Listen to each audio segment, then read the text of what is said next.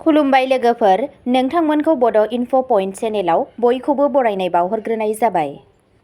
आं दिनै नोंथांमोननि सिगाङाव बृषभ राशिनि आगस्ट दाननि 2025 मायथाइनि दानसेयारि राशिफल एबा फानजामुथिनि सायाव भिडिअ लानानै फैदों।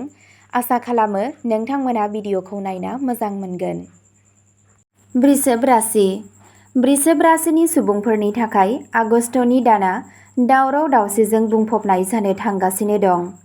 बे दानाव नोंथाङा हरखाबै नोंथांनि जिउ राहा, फालांगि आरो जिउजों सोमोन्दो गोनां माखासे थिरांथाफोर लानो हागौ। आगस्तनि जागायनाया एसे बेसेन गोसा जागोन।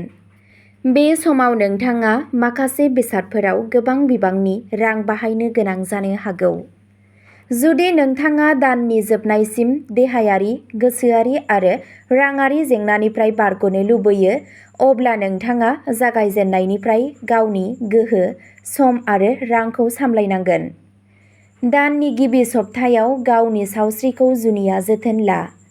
बे समाव नोंथांनि फालांगिया लासै जानो हागौ आरो आयजों रुजुनायाव बांसिन खर्सा जागोन। नखरारि जेंनाफोरा नोंथांनि खामानियाव गोहोम खोख्लैनो हागौ। जर'खायै खामानि मावग्रा आइजोफोरा न'आरो खामानि मावनायनि गेजेराव समानथि लाखिनायाव जेंनाजों मोगा-मोगि जानो हागौ। दाननि गेजेराव नोंथाङा माखासे आयदाफोराव गोनो-गोथो थासारियाव थागोन। बे समनि गेजेराव जायखिजाया आगान लानायनि सिगां नोंथांनि मोजां हास्थायग्राफोरजों सुबुरुन लानाया मोजां जागोन। नङाब्ला मोनसे फिसा गोरोन्थिया नोंथांनि थाखाय मोनसे गोनांथार जेंनायाव सोलायनो हागौ।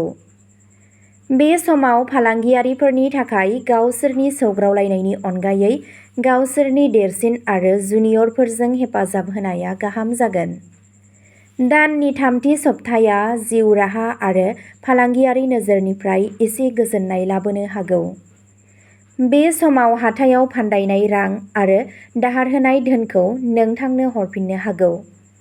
नोंथांनि सानफ्रोमबोनि आय आरो बुथुमनाया धोनआ बांगोन।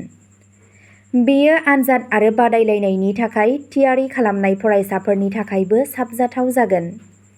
सोमोन्दोनि नोजोरजों बे दानआ गलाय-गथाय जागोन। आगस्तआव नोंथांनि मोजां हास्थायग्राफोरा जेब्लाबो नोंथांखौ हेफाजाब होनो थागोन। नोंथांनि बिमा-बिफानि बोरखौबो आबुङै नोंथांनि सायाव होनाय जागोन।